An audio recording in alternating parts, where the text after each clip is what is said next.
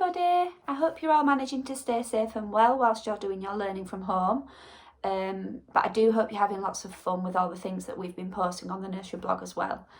I thought that I would share a story with you guys today because I know how much you enjoy listening to stories at nursery, and I've definitely missed reading them to you as well. So the story that I would like to share with you is this one, and it's called The Smeds and the Smoos. I've not read this story before, so I don't know what happens. Maybe you've read it, maybe you know, but if you would like to get comfortable, we will begin.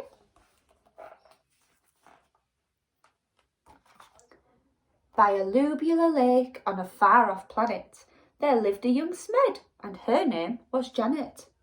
Not far away on a humplety hill, there lived a young Smoo by the name of Bill. Janet, like all the Smeds, was red, and this is what her grandfather said. Never, never play with the Smoos. They sleep in holes, they wear strange shoes. They jump about like kangaroos. Never, never play with the Smoos. Bill, like the other Smoos, was blue, and these were the words of Grandmother Smoo. Never, never play with the Smeds.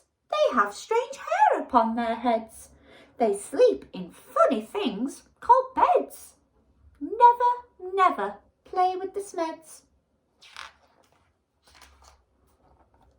The Smeds on their lake liked nothing better than splashing around, getting wetter and wetter. But Janet grew bored of this watery play, and early one morning she tiptoed away. The Smoos jumped about on their humplety hill.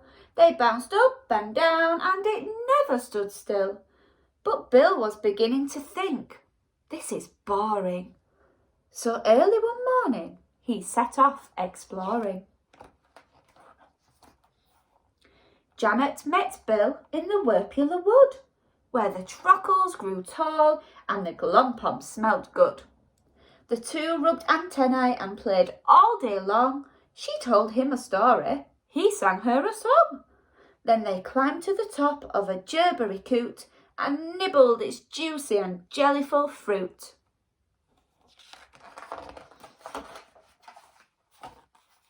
Till who should disturb them but Grandfather Smed, shaking his fist as he angrily said, Never, never play with a Smoo. They're such a nasty shade of blue. For the 100th time I say to you, never, never play with a Smoo. Grandmother Smoo was close behind, and this is how she spoke her mind. Never, never play with a Smed. They're such a dreadful shade of red. I'll say again what I've always said. Never, never play with a Smed. Oh dear. Years went by on the far-off planet. Janet missed Bill, and Bill missed Janet. But off they crept whenever they could to sing and play in the Werpular wood. The two of them grew and decided to wed. But what do you think their grandparents said? Never, never marry a Smoo.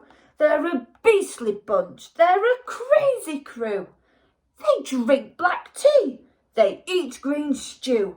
Never, never marry a Smoo. Never, never marry a Smed. My dearest child, are you off your head? They drink pink milk. They eat brown bread. Never, never marry a Smed.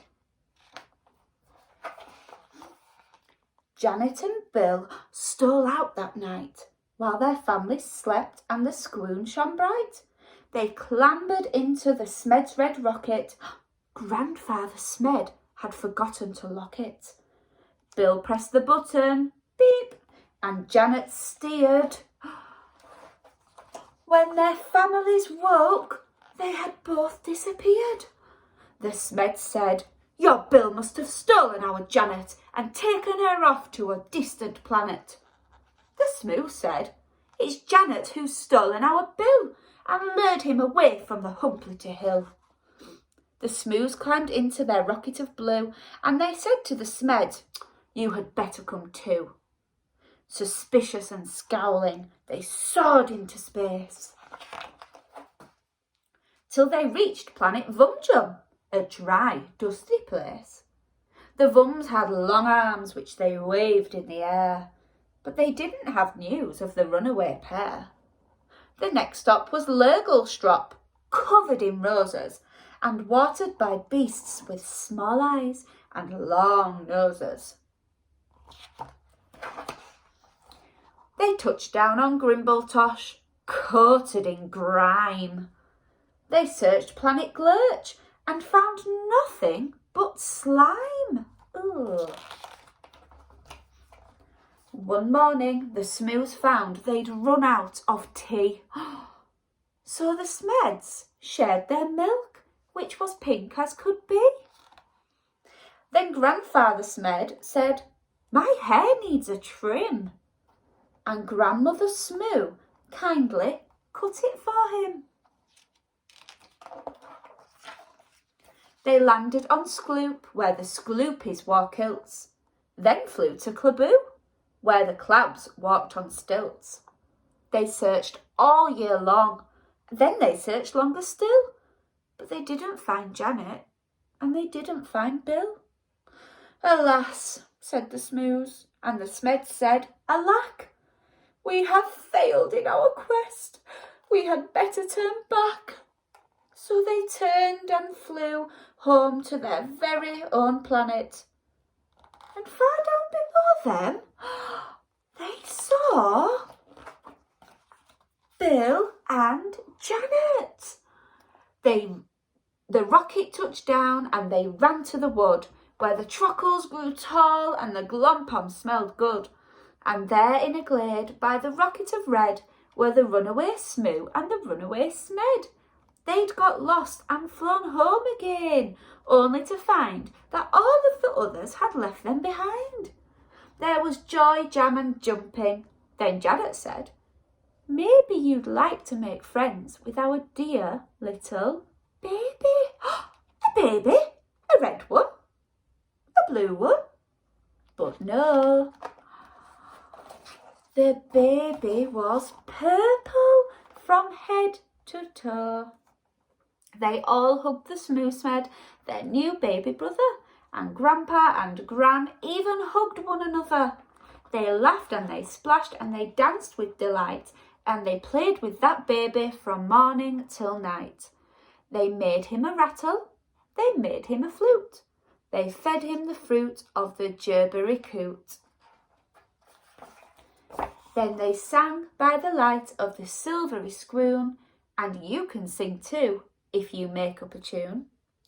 Play with the Smeds and play with the Smoos, play with whichever friends you choose. Then close your eyes and while you snooze, dream of the Smeds and dream of the Smoos. The end. I just loved that story. That was such a lovely, lovely story to read. I hope you all enjoyed it as well. If you would like to take part in some activities that follow on from this story, please have a look on Tapestry and I'll be posting some activity ideas on there. In the meantime, I would just like to thank everybody again for all their hard work and for sharing things on Tapestry and on the blog. It is really, really, really appreciated. And like I said before, the teachers are really enjoying having a look to see what you're all getting up to, and it's really brightening up our days as well. So thank you, take care, stay safe. Bye everybody.